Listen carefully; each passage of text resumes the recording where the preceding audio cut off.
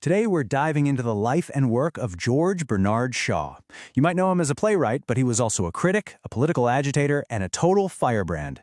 For Shaw, the theater wasn't just a place for a good night out, it was a weapon for social change. And hey, don't just take my word for it. When he won the Nobel Prize for Literature in 1925, listen to how the committee described his work. Idealism and humanity, stimulating satire, poetic beauty. They got it. They saw that he wasn't just being clever, he was saying something incredibly profound. Okay, let's really get into this. So who was this guy who could mix laugh-out-loud comedy with these huge, searing social critiques? Well, he was a lot more than just the author of a few plays you might have read back in school. Born in Dublin, Shaw was a force of nature. He was a brilliant critic, a fierce debater, that's what a polemicist is, and a deeply committed socialist. But his real genius? It was using the stage as his soapbox. He saw all the hypocrisy baked into the society around him, the class system, politics, you name it, and he used his razor-sharp wit not just to make people laugh, but to make them really, really think.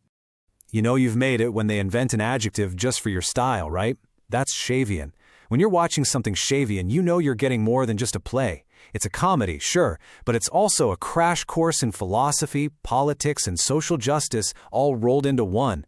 He basically proved that a play could be wildly entertaining and challenge your entire worldview at the same time. So, if the stage was his weapon, what were his main targets? Well, number one on his list was the incredibly rigid, suffocating class system in Britain. For Shaw, the theater was a battleground where all those unspoken social rules could be dragged into the light and torn apart. And there is no better example of this than his most famous play, Pygmalion. Now, you almost definitely know this story, even if you don't think you do. It's the basis for the musical My Fair Lady. And the question at its heart is simple, but for the time it was absolutely revolutionary. Can you completely change a person's place in society just by changing how they talk and dress? And here's what he was really getting at. Through the story of Eliza Doolittle, Shaw argues that class is basically just an act, a performance. It's all about superficial rules.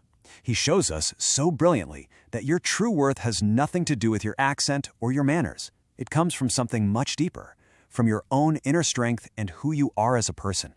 But Shaw didn't just stop at the superficial parts of class. Oh no, he went straight for the economic jugular.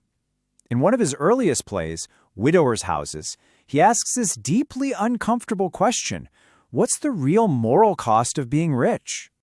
So the play is about this respectable guy who finds out his entire fortune is built on owning and profiting from the absolute worst slums in the city. Now, imagine you're a well-to-do person watching this in a London theater. Shaw is forcing you to wonder about where your money comes from. He wasn't just telling a story. He was holding up a mirror and making the audience look right at themselves. Okay, so he took on class. You'd think that's a big enough fight, right? Nope.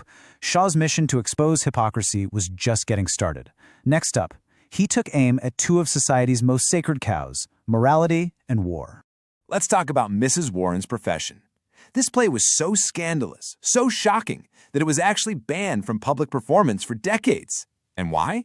Because it dared to portray a brothel owner, not as some evil villain, but as a smart, pragmatic businesswoman who made a choice in a world that gave women very few good options to begin with.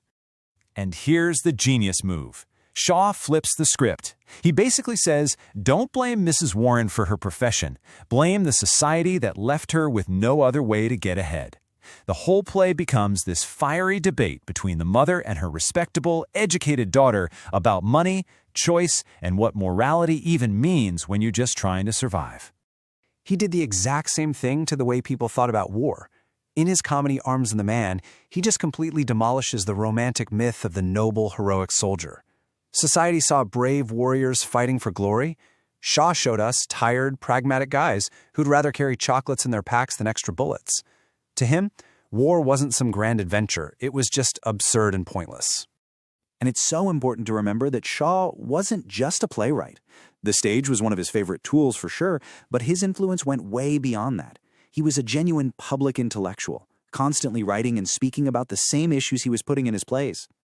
I mean, just look at this stuff. He wrote a massive book arguing for socialism and women's economic rights. He wrote essays championing other groundbreaking playwrights like Ibsen. He even wrote a preface to one of his plays that was just a blistering takedown of the profit-driven medical system. The man's mind was just always working, always pushing for reform. So that brings us to the big question, right?